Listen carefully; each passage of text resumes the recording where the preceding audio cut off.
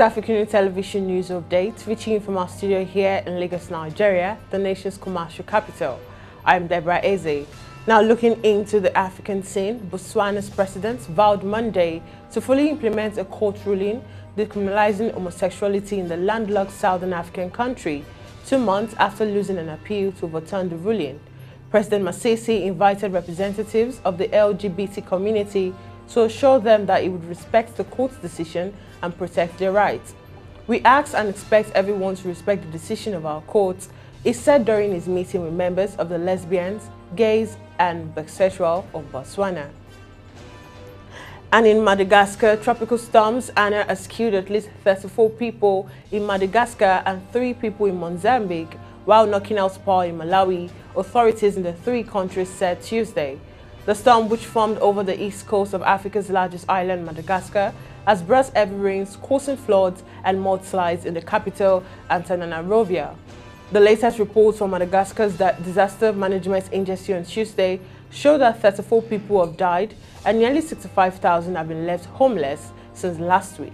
Several low-lying districts of the capital remain under high alert and emergency evacuations were launched overnight.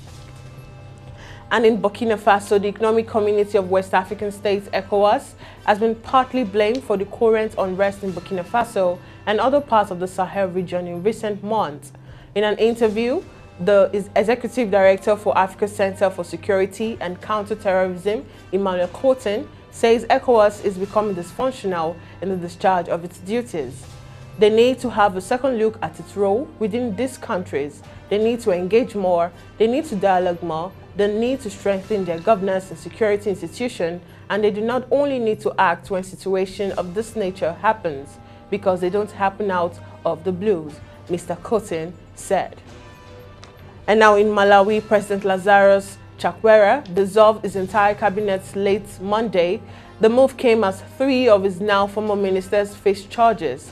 In a televised address on Monday, January 24th, Malawian President Chakwera announced all the functions of the cabinet reverted to him until a new one is appointed. As he sacked his government, the president vowed to confront all forms of lawless conduct by public officials.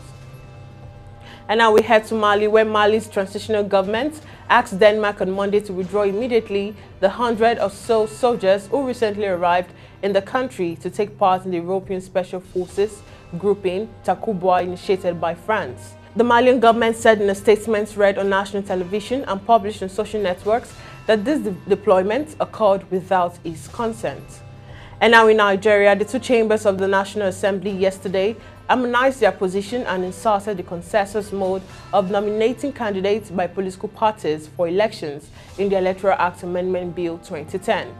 While the Senate from the onset included the clause, the House of Representatives adopted only direct and indirect primary method of selection. The lower legislature chamber nevertheless reversed itself, concurring with the position of the Red Chamber. President Muhammadu Buhari had declined assent to the piece of legislation, urging insertion of consensus clause in the bill. And still in Nigeria, the Nigerian National Petroleum Company Limited may deduct over 1 trillion naira in the next 6 months from the Federation Accounts Allocation Committee, following the decision of the federal government to continue subsidizing premium motor spirit. Figures obtained from the oil firm on its subsidy reduction in 2021 indicated that the amount deducted monthly from FAAC by the NNPC was higher during the periods of higher crude oil prices. This was also confirmed by economists who explained that the higher international price of crude oil, the higher the amount to be deducted from the NNPC from FAAC. And now we head to the foreign scene, where 1 person was injured and several buildings were damaged by an explosion in central Athens that led to a fire early on Wednesday, officials and witnesses said. 1 person has suffered burns and has been transferred to the hospital. It is still unclear what triggered the blast or the fire. And still on the foreign scene, humanitarian aid to Tonga is ramping up after the airport was cleared of ash, making it safe for planes to land. The Red Cross said on Wednesday, days after a volcanic eruption and tsunami devastated the South Pacific archipelago. The International Federation of Red Cross and Red Crescent Society said that with the extra supplies, its staffs and volunteers are stepping up deliveries of drinking water and setting up shelters across the country's many islands. And now in Hong Kong may only reopen in early 2024 because of its stringent COVID-19 policy, which could trigger an exodus of foreign firms and staff and jeopardize its role as financial hub, the city's European Chamber of Commerce said in a draft report. The limited effectiveness of locally developed vaccines is forcing mainland China to maintain tight restrictions on travel, the chamber said in a draft which was reviewed but has not been made public. Now moving on, US President Joe Biden said on Tuesday he would consider personal sanctions of President Putin if Russia invades Ukraine, as Western leaders stepped up military preparations and made plans to shield Europe from a potential energy supply shock.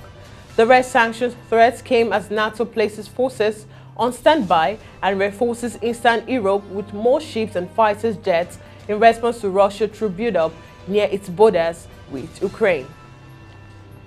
And finally, onto the sports scene, former Super Eagles coach Chukwu has urged the Nigerian Football Federation to name and empower the senior national team substantial coach immediately, adding that the new manager should by now start preparing from the country's quarter 2022 World Cup qualifier against Ghana.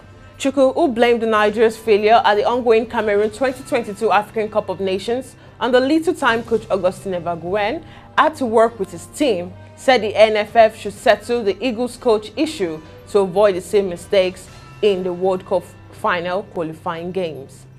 And that's all we can take on News Update today. Do follow all our social media platforms on Jointeam, Pangram, Instagram and Facebook respectively. Visit our website on www.africunia.tv and also subscribe to our YouTube channel. Once again, I'm Deborah Ezeh. Bye for now.